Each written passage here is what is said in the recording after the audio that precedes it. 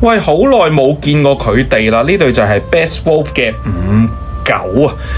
咁 Best Wolf 最出名嘅就係35A 啦，而佢其實呢亦都有出過呢隊59嘅。咁我諗5-6年前到啦，我係曾經擁有過一隊嘅。咁啱最近呢又有客人呢就揾，咁佢就問啦，喂，長途跋涉嚟到有咩崩花咁點算？我話你放心啦，我會開箱睇嚇，有崩有花就唔會交俾你嘅。咁啊，另外呢，其實而家嗰啲包裝就非常之靚仔啊，2重箱，裡面個箱仲要有護角。唔係新年食嗰啲護角啊，係即係好硬嘅嘢護住隻角咁樣啊，咁所以係非常之安全。咁呢對呢亦都係好完美嘅，一出到嚟都係啦同35A 一樣，越做越靚嘅，同我幾年前嗰個版本又靚咗啦。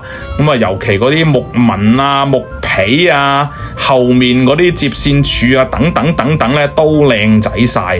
咁如果你本身玩緊35A，咁啊中意個聲底，但係嫌佢唔夠低音嘅，咁你其實可以試下59嘅，因為佢嘅設計啊、線路等等都係即係想做翻一個英國聲底，而且仲易玩啲添，因為35A 你一係16鵪，一係11鵪啦，係咪？咁呢對嘢係8鵪嘅啫，咁啊容易啲匹配啊。現在嘅定價咧就係9800蚊一對，咁啊有興趣嘅都可以WhatsApp 我傾下嘅。